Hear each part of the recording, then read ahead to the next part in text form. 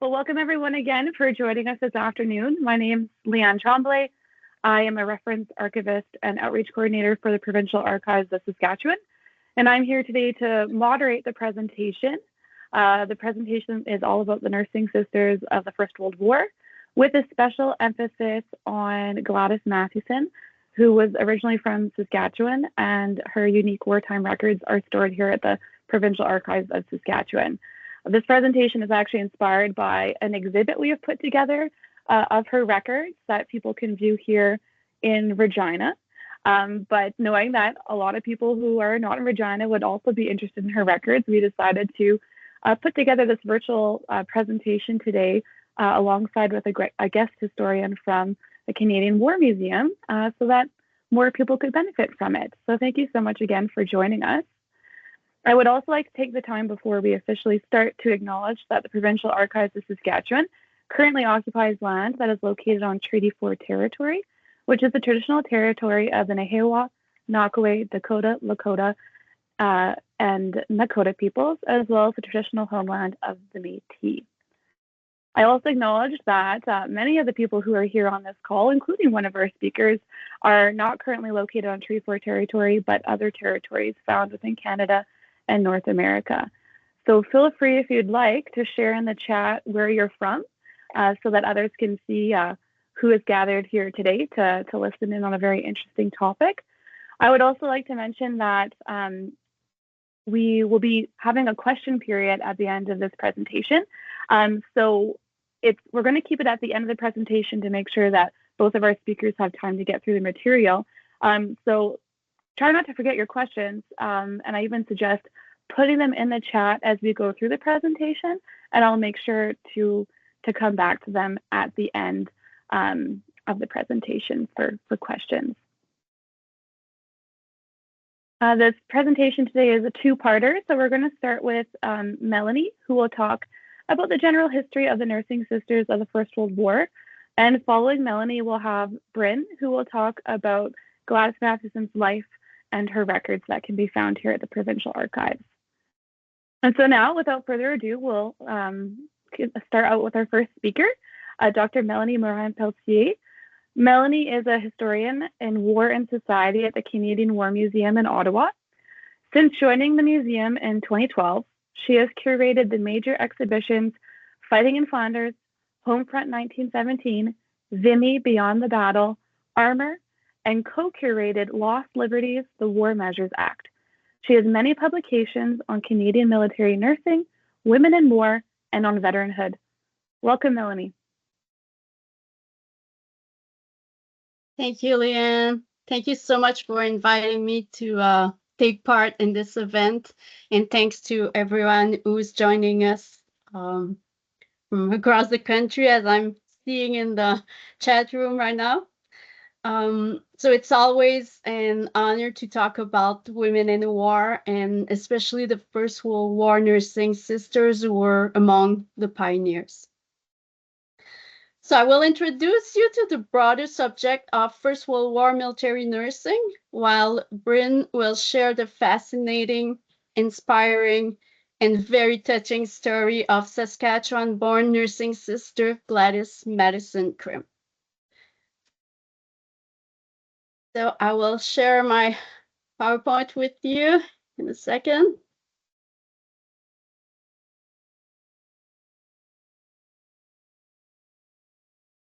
So between 1914 and 1918, 2,845 Canadian nurses served overseas and as members of the Canadian Army Medical Corps. And until 1941, nursing sister was the only military position open to women who wanted to enlist in the Canadian Army. This made it a sought-after appointment. During the entirety of the war, there were always more nurses applying to serve than there were positions available. The women selected were required to be single or widows without dependent children, and to be between the age of 18 and 35, in theory, because in practice, many older women falsified their age to be able to join. They had a special officer grade created for women, but they were called nursing sisters. They were nicknamed Bluebirds because of the color of their uniform, as you can see currently on Blanche Olive Lavallee's image, which was painted by Richard George Matthews in 1960. And they thought it was the most beautiful uniform of all of the war nations. Although it might look like they were nuns, they were not nuns. But the army definitely hoped that their special officer grade and that this uniform would prevent them, or at least limit interactions between these unmarried women and soldiers outside of the hospital. And nurses were cautioned not to socialize with soldiers, and it could cost these women their job. So, pardon. The vast majority of Canadian military nurses and the physicians who also enlisted in the First World War were trained civilians. Many nursing sisters admitted in their diaries and in their letters to their loved ones that nothing could have prepared them for what they were witnessing overseas. They had to compose with wounds and illnesses they had never seen before. During the war, Canadian nurses cared for hundreds of thousands of soldiers in over 70 military hospitals in England, in France, in Belgium, even in Greece and in Russia. They had to adapt to a variety of settings, from the larger general hospitals with thousands of beds to casualty clearing stations like these, who were emergency surgical facilities that were often located only a few miles behind the front lines. They also served in hospital trains in Europe, on hospital ships bringing sick and wounded soldiers back to Canada. It was difficult and dangerous work, whether they were on the ground or at sea. In June 1918, 14 Canadian nursing sisters were killed or drowned when the hospital ship Landovery Castle was torpedoed by a German submarine. On a day-to-day basis, the care provided by nursing sisters to military men was absolutely crucial.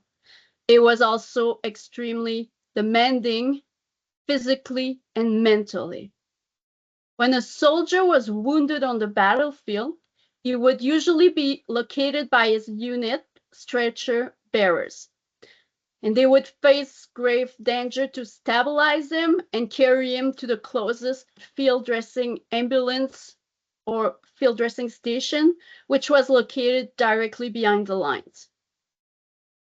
There, the patient would receive first aid, and the soldiers requiring surgery would be transferred as quickly as possible to a casualty clearing station. The nurses who were located in casualty clearing station were the closest women to the front line, and they were considered la crème de la crème, the best of the best. At the beginning of the war, it was decided that nurses would not work in casualty clearing stations, as they were deemed too close to the front line and too dangerous for women. But it didn't take long for the army to recognize that nursing care was absolutely necessary in these emergency surgical stations, and they were quickly added to the staff. During intense military operations, soldiers were coming back from the Western Front's muddy battlefields, 100 at a time, with multiple bullets and shrapnel wounds that would get infected very quickly. Let's remember that we are in the pre-antibiotic era. So nurses had to irrigate infected wounds with various type of disinfectant and antiseptic solutions. They provided post-operative care. After surgery, they also had to be on close watch for signs of infection that would easily lead to amputation. Caregiving priorities also had to align with the military's need to maintain an adequate number of soldiers in the trenches at all times. So in accordance with the established military triage system, soldiers who were too far gone to save were made as comfortable as possible. But military hospital staff had to concentrate their time and efforts on the wounded who had a chance to survive. In best case scenario, who could eventually go back to the battlefield to fight.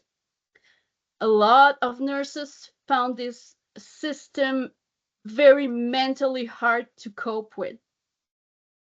As the war went on, a shortage of surgeons also meant that experienced Army nurses were asked to perform medical acts like minor surgeries.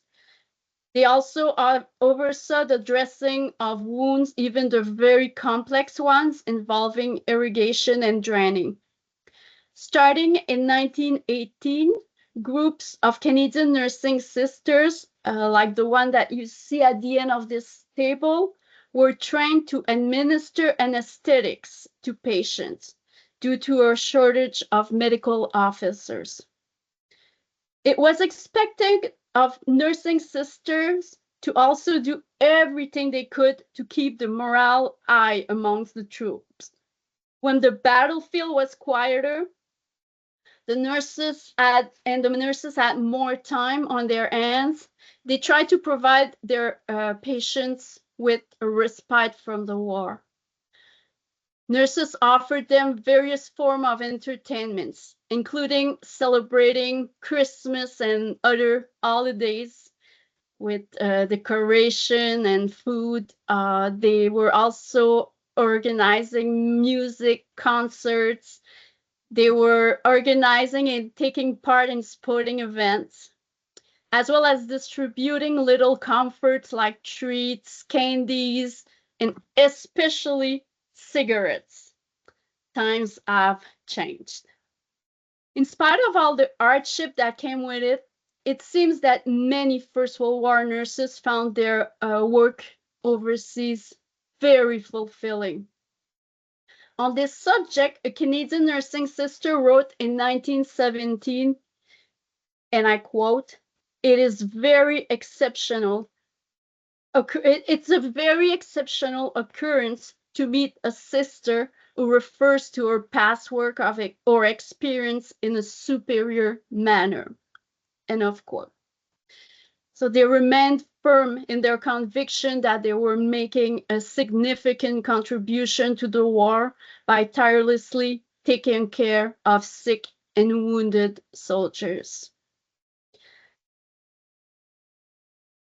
Nevertheless, the news of an armistice signed on November 11, 1918, brought great relief to the military hospital staff posted overseas.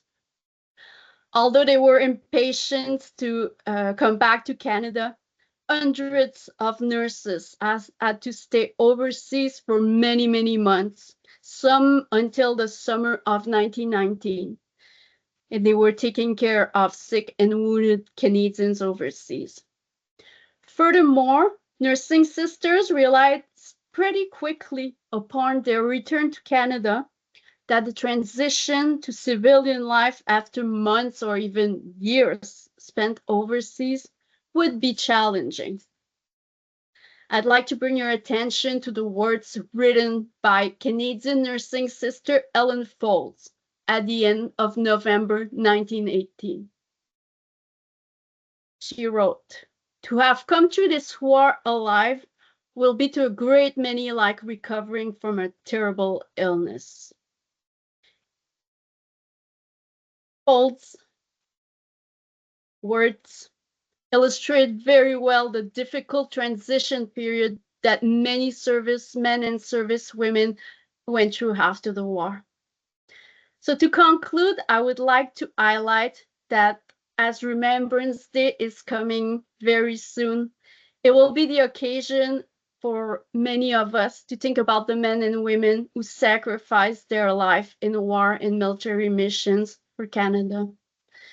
But we all should also take a moment to remember these the medical and nursing personnel who risked their lives to take care of the soldiers overseas. Many nurses came back to Canada and continued to serve their countries in other ways and in other fields, including public health nursing, who was in its infancy at the time. They continued being at war with the germs, as a Canadian nurse beautifully said in early 1920s. That is it for me. Thank you so much for your time, and I will I will give back the mic to Leanne. Thank you. Thank you so much, Mélanie. That was great. It's very humbling to learn what the nurses were doing during the war, what responsibilities they had, and they may differ from what we thought they did. So thank you very much for sharing that, especially with such great photos. I will remind everyone that we're going to save questions until the very end of the presentation, just to make sure that we have enough time. So with that, that means we're going to move on to our second part of the presentation with Brynne. So Brynne Martin is a reference archivist here at the Provincial Archives of Saskatchewan. She holds 2 master's degrees, one in history from the Wilfrid Laurier University, with a thesis that focused on the history of animal warfare and its effects on livestock producers. And her second is in archival studies from the University of Manitoba, with a thesis that focused on case files, modernism, and archival decolonization. Welcome, Brynne. Thank you. All right, so I hope you can see my first slide here. We can. Okay. All right, so housed at the Provincial Archives of Saskatchewan are records created by Gladys Elizabeth Krim, née Matheson, who was born in 1892 at the Onion Lake Mission in what is now present-day Saskatchewan. Her collection of records not only include photographs and diaries that document her service as a nursing sister with the Canadian Army Medical Corps from 1917 to 1919, but also her audio recordings recounting her experiences and sketchbooks filled with the artwork and autographs of her patients. These records provide a unique glimpse into a time in history that no longer has any living veterans to share their first-hand accounts. Records such as Gladys's that have been preserved in archives are important because they ensure that the history of the First World War will not be forgotten.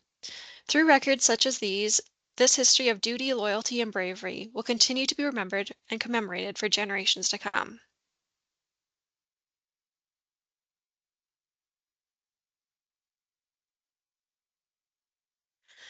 Gladys Elizabeth Matheson was born September 27, 1892 at the Onion Lake Mission in the Northwest Territories to Anglican missionaries Reverend John R. Matheson and Dr. Elizabeth Beckett Matheson, née Scott. Gladys was the first of 7 children, of which there were 6 girls and 1 boy. The photographs shown here depict Gladys as a young girl. The left photo was taken when Gladys was sent to Ottawa for school in 1909, and on the top right shows Gladys standing in between her sisters Letitia and Rima in Onion Lake in 1906. Gladys's parents were not only missionaries. Reverend John R. Matheson descended from a family of fur traders for both the XY and Northwest companies. He had many occupations, some of which were freighter, contractor, miners, and school teacher. He became a missionary at 43 years old and an ordained priest at 49.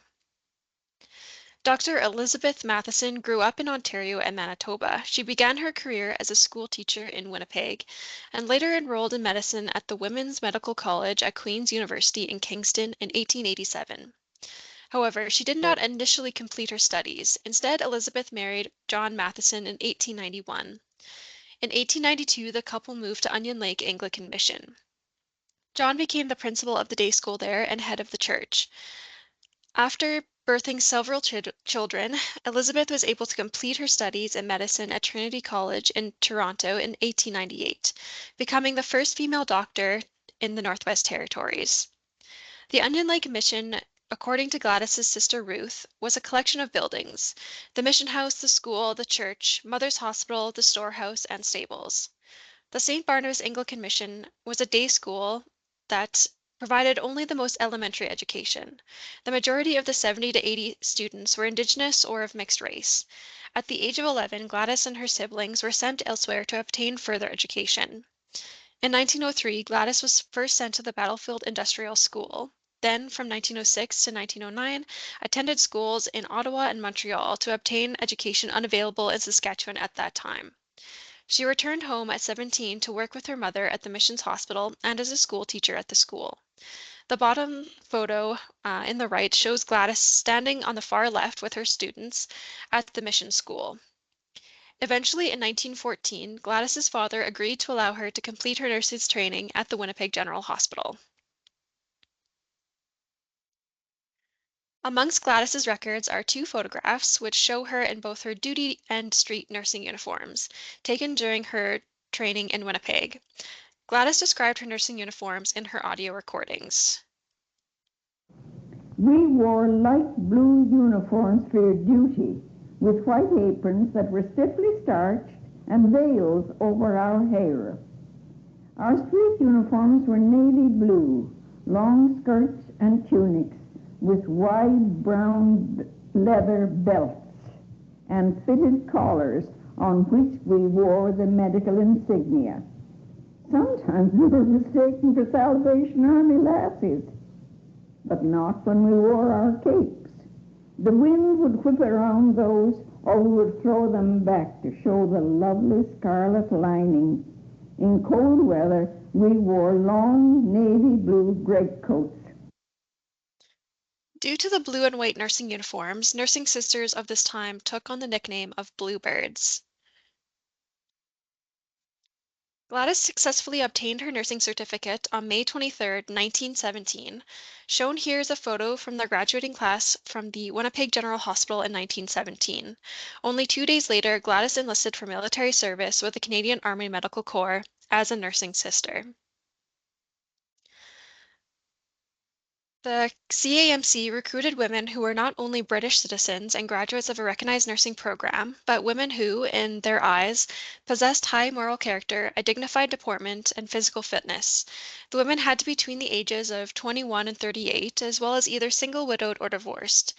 Regretfully, these requirements eliminated the ability for non-Caucasian women who were, at the time, ineligible to train as nurses in Canada to enlist in the CAMC. The Army created a special officer rank for nurses with the relative rank of lieutenant and title of nursing sister. Until the mid-1940s, Canada was the only country to commission women as officers. In total, there is 2,845 Canadian nursing sisters serving with the Canadian Army Medical Corps during the First World War. After a quick visit home to Onion Lake, Gladys began to work at the Tuxedo Military Hospital in Winnipeg, where she cared for returning soldiers. Soon after, she departed with the 25th draft of the Canadian Army Medical Corps on December 12, 1917, as a lieutenant nursing sister. One of the records in Gladys's collection is her ticket for her passage to England aboard the SS Missanabie. On board the ship, Gladys met nursing sisters from across Canada, including Veronica Page, who Gladys called Pagey, from Vancouver. Gladys and Pagey, shown in the photograph on the left, became fast friends and would be stationed together throughout the entire war. They would then remain friends for the rest of their lives. Gladys described being homesick as the Missanabie moved out of the harbor, stating that it was a desolate feeling to be leaving Canada. She further recalls that even on their first day, some of our company were sick, but that she must have what they call sea legs, as seasickness never troubled her at all. Despite the trepidation of what was to come, she describes the men and women on board as full of laughter and high spirits. They danced, played games, arranged concerts, and walked laps around the deck. The nurses on board knitted socks and mittens to give to the boys on their rounds.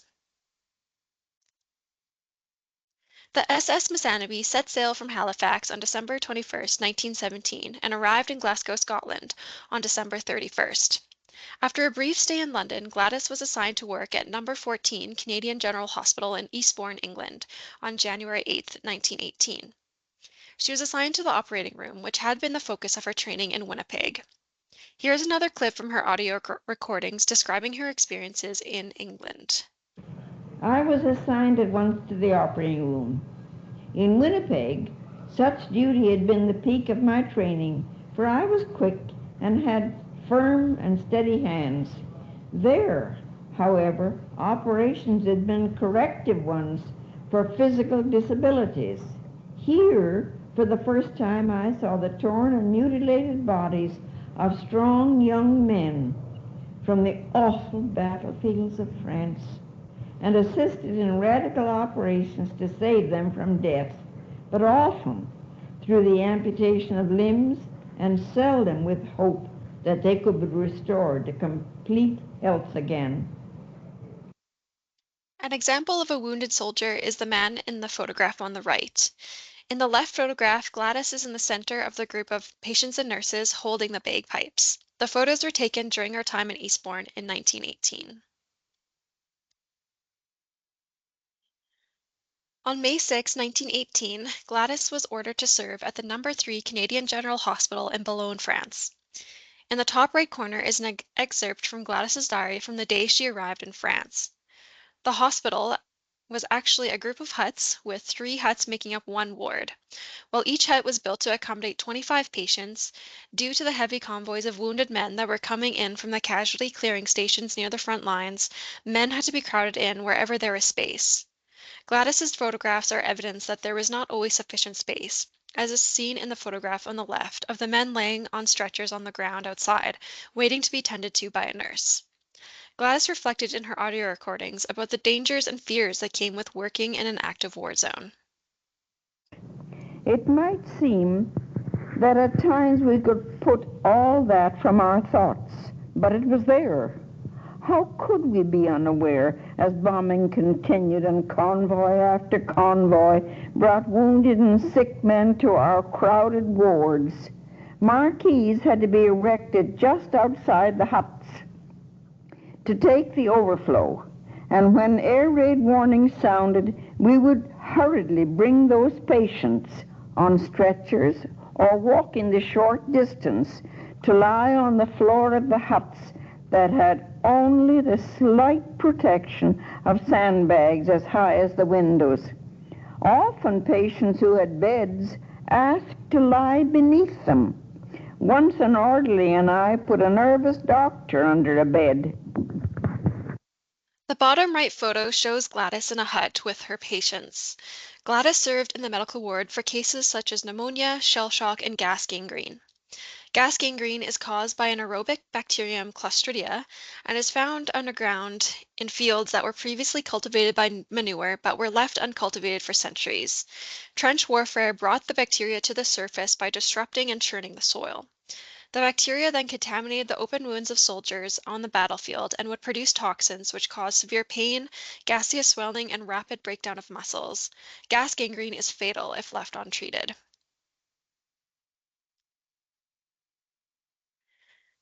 At least 58 nursing sisters died during the First World War, 21 of them from direct enemy action. 6 nurses were killed when No. 1 Canadian General Hospital and No. 3 Canadian Stationary Hospital were bombed in France in May 1918. Gladys described in her diary on May 19th how an air raid aimed at Etop killed 2 Canadian nursing sisters who were stationed at the hospital there. One of the women, Margaret Lowe, had trained with Gladys at the Winnipeg General Hospital. Gladys's photo album includes photographs of the somber occasion of the nurses' funerals.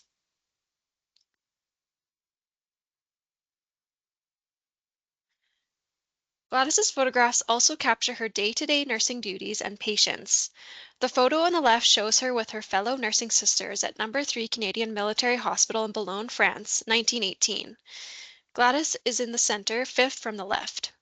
Here is another clip from her audio recording describing her experiences in France.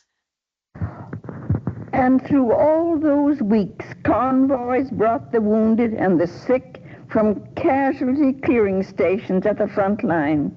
The other convoys took them on from our hospital.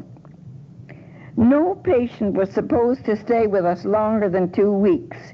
Before that time expired, if it was at all possible, he was sent either to the convalescent camp to be readied for service once more, or by hospital ship across the channel. Through June and into July, convoys filled our wards faster than they could be cleared.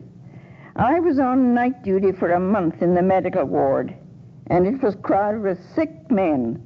Cough, cough, cough, I noted in my journal. Oh, how those poor boys cough. Gladys also remembers tending to a Private Lawrence who had his leg amputated and was the last Canadian to be wounded in the war, just 15 minutes before ceasefire sounded on Armistice Day. On November 11th, 1918, despite having been on night duty the night before and only having 1 hour of sleep, Gladys went to Boulogne to celebrate the end of the war with the other nurses, soldiers, and French civilians. She celebrated all day and then had to return to the hospital for her night shift. Take a listen to this audio tape. At 11:30, Paigey rushed into our room to waken me. Gladys, Gladys, wait for the bugles. The war is over. At 1:45, the bugles sounded, cease fire. Then at 3 p.m., sirens, guns, bells, drums, and bugles. Oh, such a wonderful noise, proclaiming all at an end and victory ours. Although the war ended on November 11th, 1918, Gladys served in France until March 8th, 1919, to tend to wounded men and patients suffering from the Spanish flu. Gladys noted in her diary on November 5th, 1918, that the flu is rampant. The influx of flu patients from the 1st Canadian Division delayed the closing of the hospital, which had been scheduled for March 1st. Gladys was disappointed because she thought that they were going home. But being a patriot, she noted in her diary that it's for the Canadian boys. From France, Gladys and the other nurses returned to England and the No. 14 hospital in Eastbourne.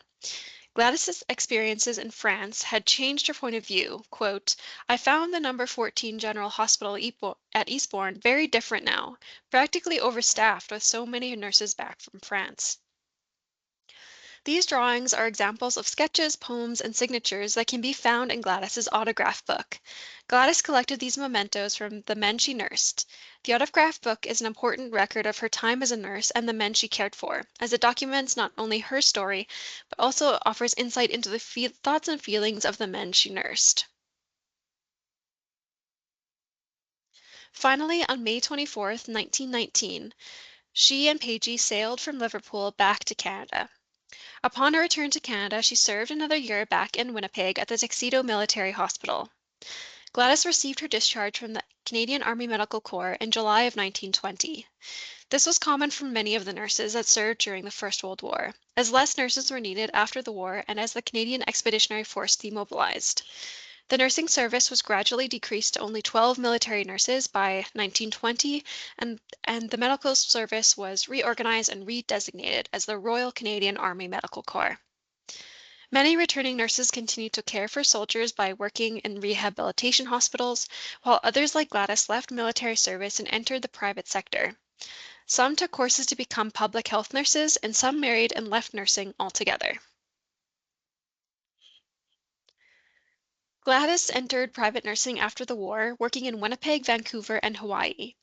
In 1926, Gladys married a U.S. infantry officer, Lieutenant Sterling M. Krim, who had been completing a tour of duty at Schofield Barracks in Hawaii. Krim remained in the U.S. military until he retired in 1946, rising to the rank of colonel. Being married to a military man meant many moves to places such as Texas, Ohio, and Georgia. They eventually settled down in San Antonio, Texas, to be close to his family. They had no children. She moved back to Winnipeg in the 1980s following her husband's death. Gladys Krim died in Winnipeg on July 22, 1991. Thank you for taking time today to learn more about the fascinating life of Gladys Krim. You can learn more about her and her family by viewing hers and her sister's records here at the Provincial Archives of Saskatchewan.